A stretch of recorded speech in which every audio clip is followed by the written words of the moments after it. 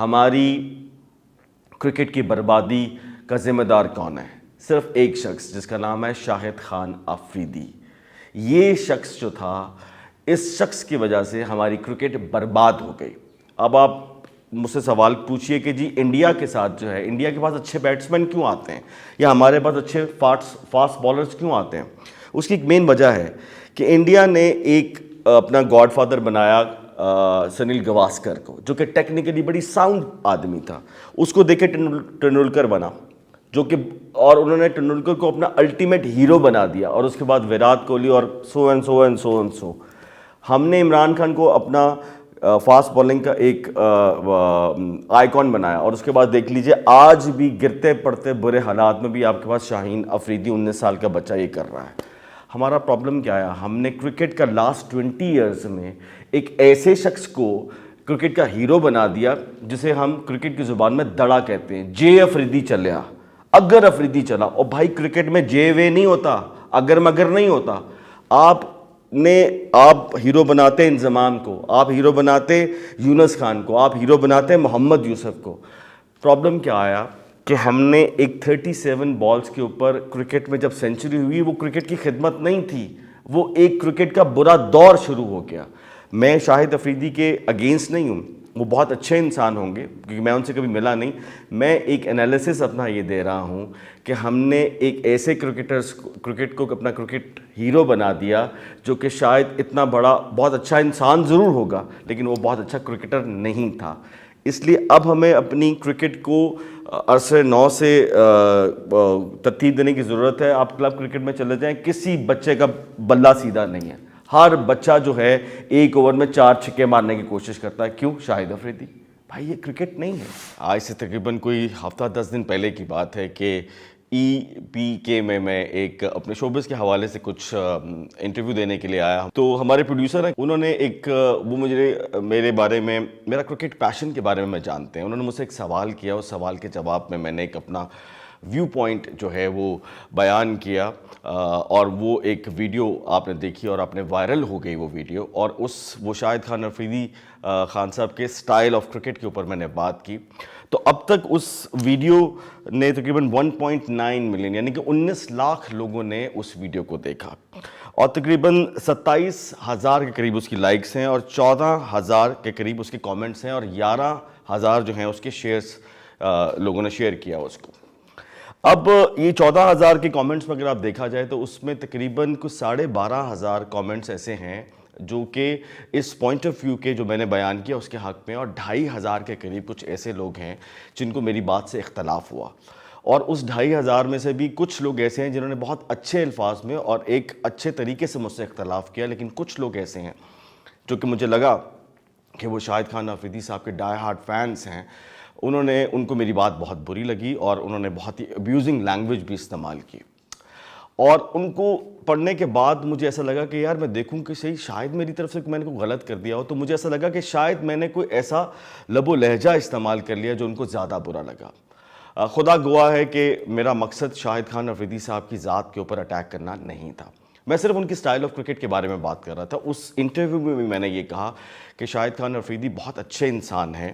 ہوں گے کا لفظ میں نے اس لیے استعمال کیا کیونکہ میں ان سے کبھی ملا نہیں، لیکن کامن فرینڈ سے ٹی وی پہ دیکھا کہ وہ بہت اچھے انسان ہیں، محب وطن ہیں، دیندار ہیں، درد دل رکھتے ہیں، اور دکھی انسانیت کے لیے وہ کام کر رہے ہیں. اور میرے پاس بہت سی دعائیں ہیں، اللہ تعالیٰ ان کو اس کا اجر دے اور اس میں ان کو کامیاب کرے. لیکن میرا مقصد ان کو ہرٹ کرنا نہیں تھا، اور اس لیے مجھے اس بات پہ معذرت کر لینے میں کوئی حرج نہیں ہے کیونکہ وہ میرا مقصد تھا ہی نہیں. میں جتنے بھی ڈائی ہارڈس ہیں، اگر آپ کی دل آزاری ہوئی ہے تو میں آپ سے معذرت چاہتا ہوں، لیکن جو پوائنٹ میں نے اٹھایا ہے اس پہ میں آج بھی قائم ہوں. اب کچھ بات ہم کرتے ہیں کہ وہ پوائنٹ کیا تھا. میں کچھ اور مزید بات کرنا چاہتا ہوں جس سے یہ میں بیان کرنا چاہتا ہوں کہ میں دراصل کہنا کیا چاہتا تھا. ایک بہت بڑے آل راؤنڈر ہیں جنہوں نے مجھے میسج کیا کہ جی آپ اب ایسی بات کیوں کر رہے ہیں؟ شاہد خان آفریدی صاحب تو ریٹائر ہو چکے ہیں، وہ اب کرکٹ نہیں کھیل رہے، اب یہ بات کرنے کا مقصد کیا ہے؟ جو کہ بات بالکل ویلڈ ہے. لیکن اس کا جواب یہ ہے کہ شاہد خان آفریدی صاحب نے جو 20 سال کرکٹ کھیلی وہ اتنے پاپولر ہو گئے، اتنے ڈومینیٹ ہو گئے کہ وہ ہمارے لاشعور میں آج بھی کہیں نہ کہیں ڈومینیٹ کرتے ہیں. اور ان سٹائل کی کرکٹ جو کہ شاہد صاحب نے کھیلی ہمارے ڈومیسٹک T20 میں یا PSL میں اس طرح کی کوئی چھوٹی سی اننگ کوئی کھلاڑی کھیلتا ہے تو وہ راتوں رات جنگل میں آگ کی طرح پاپولر ہو جاتا ہے اور پاکستان کرکٹ کے دروازے اس کے لیے کھول دیے جاتے ہیں.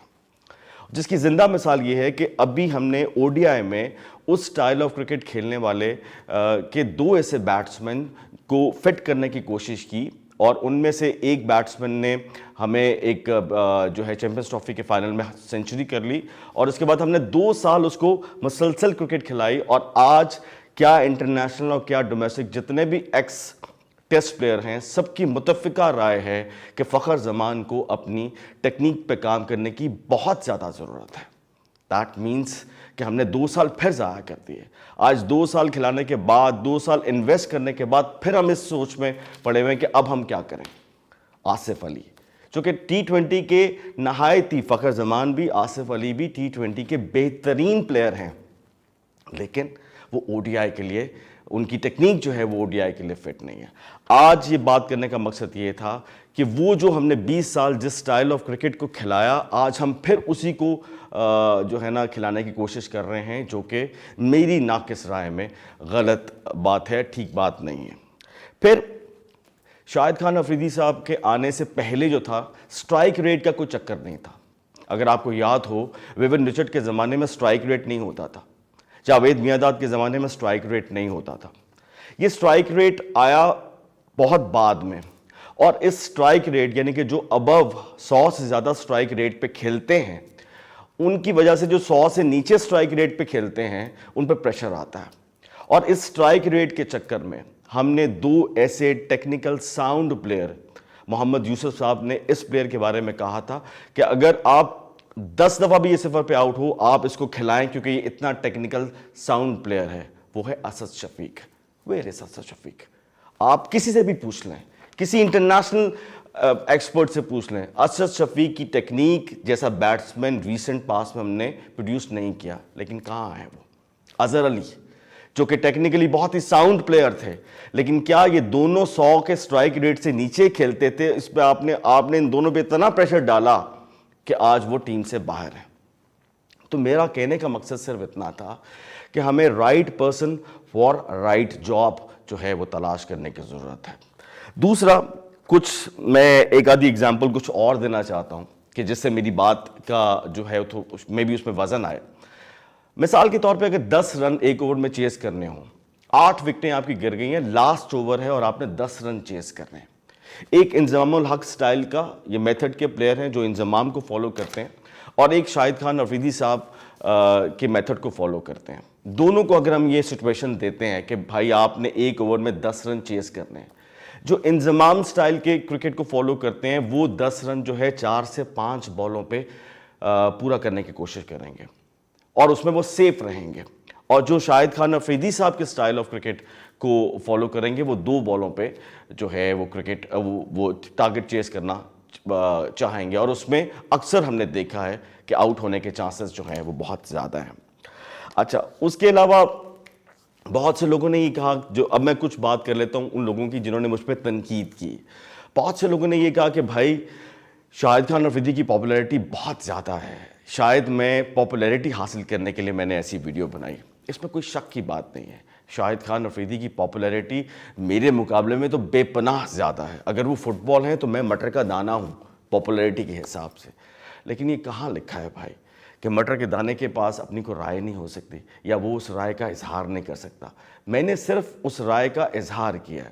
میں نے شاہد خان افریدی کی ذات پہ کوئی اٹیک نہیں کیا, میں نے صرف ان کے سٹائل آف کرکٹ کی بات کی ہے. اور بہت سے لوگوں نے یہ کہا کہ بھائی ان کا تو یہ تو ایکٹر ہیں, یہ کرکٹ کے بارے میں کیوں بات کر رہے ہیں؟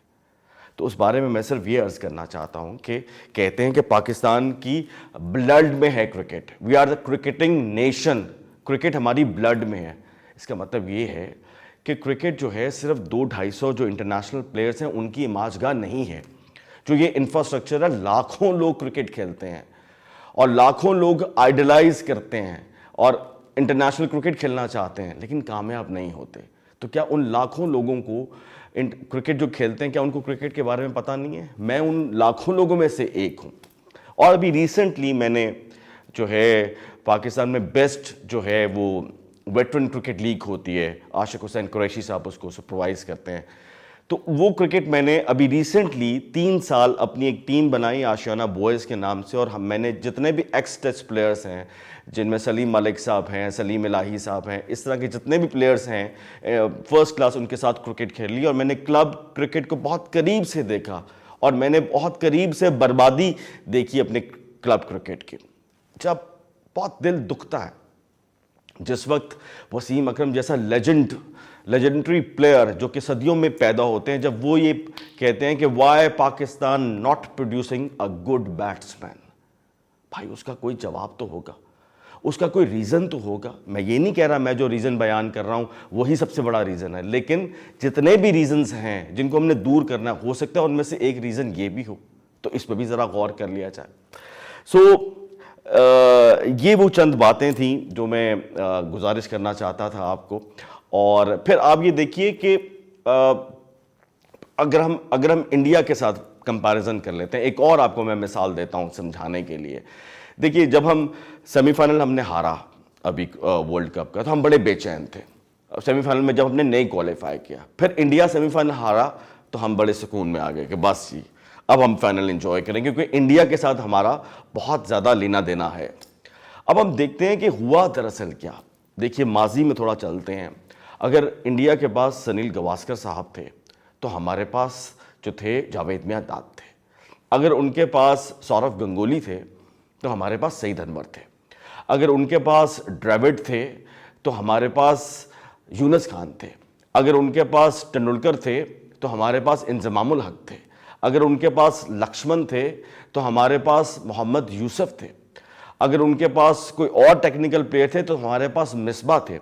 پھر ہمارے پاس شاہد افریدی آ گئے, لیکن ان کے پاس شاہد افریدی نہیں آئے. انہوں نے بھی سوچا کہ یار ان کو بھی کسی شاہد افریدی کی ضرورت ہے.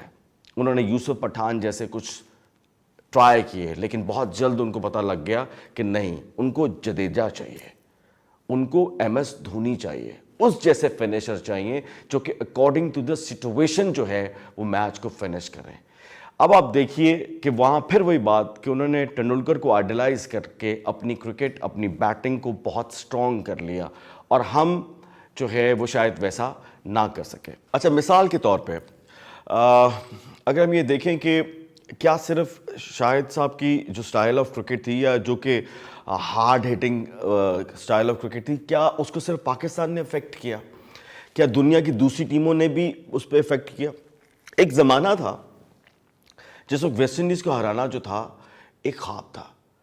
ان کے پاس ڈیزمنڈ ہینز, ان کے پاس گارڈن گرینیچ, ان کے پاس رچی رچرڈسن, ان کے پاس دی گریٹ ویون رچرڈ, کلائیو لوئڈ, گس لوگی, اس جیسے ٹیکنیکل ساؤنڈ بیٹسمین تھے. اور اس کے بعد ان کے پاس دیو ہیکل جو تھے بالرز تھے. تو ان کو ہرانا ایک خواب ہوتا تھا.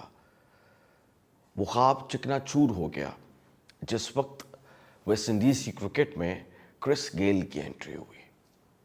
اور آج کرس گیل کے 20 سال کے کیریئر میں وہ خود تو بہت پاپولر ہیں, ہر فرینچائز میں پاپولر ہیں, لیکن آپ یہ دیکھیے کہ کرس گیل نے کتنی فتوحات دلائیں ویسٹ انڈیز کو. ویسٹ انڈیز کی جو ڈکلائن ہے, جو کرکٹ ان کی نیچے آئی ہے, اس کی مین وجہ کیا ہے؟ ذرا غور کیجئے میرے اس سوال پہ. یہ سوال آپ کے لیے چھوڑے جا رہا ہوں. پھر بہت عرصے تک مقابلہ رہا کہ سب سے زیادہ چھکے جو ہیں وہ کرس گیل کبھی آگے نکل آتے ہیں, کبھی شاہد خان افریدی صاحب آگے نکل آتے تھے. نہ کرس گیل نے ویسٹ انڈیز کو ODI ورلڈ کپ جتایا, نہ شاہد خان افریدی صاحب جو ہے ان کی. میں دونوں کی سٹائل آف کرکٹ کے بارے میں بات کر رہا ہوں. ان کی دونوں کی سٹائل آف کرکٹ نے کسی اپنی ٹیم کو ODI ورلڈ کپ جو ہے وہ نہیں جتایا. اور دوسری طرف آپ دیکھ لیں, اگر آپ وارنر سے اس کے ساتھ کمپیئر کریں تو وارنر بھی بہت چھکے مارتے ہیں, وارنر کا سٹرائک ریٹ بھی بہت زبردست ہے, لیکن وارنر جو ہے جس سٹائل کی کرکٹ کھیلتے ہیں, میرا مقصد صرف اس سٹائل کی کرکٹ کو فالو کرنا ہے, اور اس کے لیے بابر اعظم ہمارا سب سے بڑا ہتھیار ہے.